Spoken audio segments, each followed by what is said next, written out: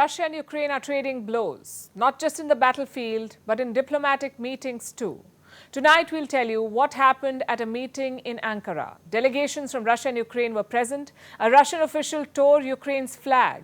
What followed was quite dramatic. You have to see it to believe it.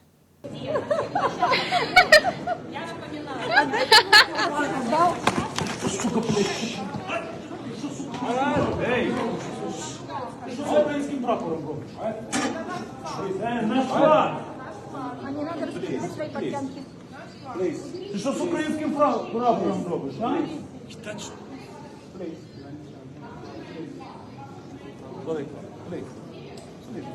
No fight. It's our flag. It's like a street brawl, and the pictures are telling. The room for diplomacy is shrinking. Both sides seem intent to battle this out. And it's only intensifying in the wake of the alleged assassination attempt on Putin. That's the big claim that Russia made this week. They said Ukraine tried to kill their president and that the US hatched this plot. To prove this, Moscow released a video. It showed a drone on top of the Kremlin. Russia says it was an attack drone. Ukraine says it had nothing to do with it. Irrespective, Russia is pounding Ukrainian cities and it is striking hard, also threatening to go after the US. Moscow says it's on the brink of war with Washington. This is what Russia's deputy foreign minister said today. Let me quote from his statement.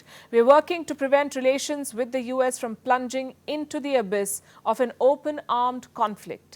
We are already standing on the edge of this precipice." What is America's response? The US says Russia is lying, that there is no basis to the claim that the drone attack was masterminded by America. Listen to this. One thing I can tell you for certain is that the United States was not involved in this incident in any way, contrary to Mr. Peskov's lies. And that's what they are, just lies. What about the assassination bid? Is that a lie too? The US hasn't said that yet. It says it is still gathering information and it doesn't have conclusive proof. Russia, meanwhile, is doubling down both on the battlefield and on diplomatic platforms. Their foreign minister is in India. Sergei Lavrov is participating in the SCO foreign ministers meeting. It's being held in Goa. And that's where he brought up the drone attack. He said any self-respecting country should now refuse to speak to Zelensky. Это ясно был враждебный акт. It was clearly a hostile act. It is absolutely clear that the Kyiv terrorists could not have committed it without the knowledge of their masters. We will not respond by talking about whether it was a casus belli or not, but we will respond with concrete actions. I would like to say it once again, we have plenty of patience. There's a saying, Russians are slow starters and so on. Speaking about Washington's attitude, I took note of the statement by Tony Blinken, who said that the US would not dictate to Ukraine how it should defend its sovereignty. That probably says it all.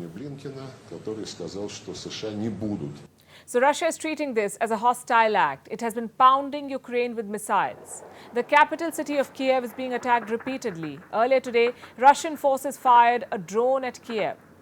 The Ukrainian air defenses brought it down, and the moment was captured on camera.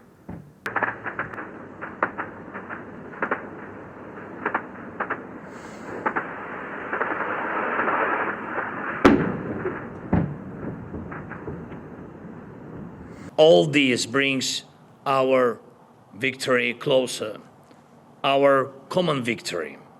Dear friends, remember, we will destroy Russian evil. Yes, to protect our freedom, our common European way of life. It's not clear which victory he's talking about. As things stand today, his army does not pose as big a challenge to Russia as the Wagner group does. Wagner is a group of mercenaries, a pro-Kremlin group that is fighting in the war. Wagner is leading the battle for Bakhmut, the bloodiest battle in the war so far, and the Wagner chief has sent an SOS message. Before I tell you about it, let me say this. The pictures are disturbing. We advise viewer discretion.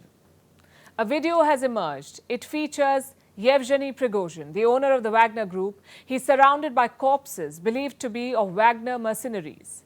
Prigozhin is blaming top Russian defense officials for these deaths. Let me repeat. This is a disturbing video. These are the guys from Wagner PMC who died today. The blood is still fresh. Film them all. We have a 70% shortage of ammunition. Shoigu, Gerasimov, where is the ammunition?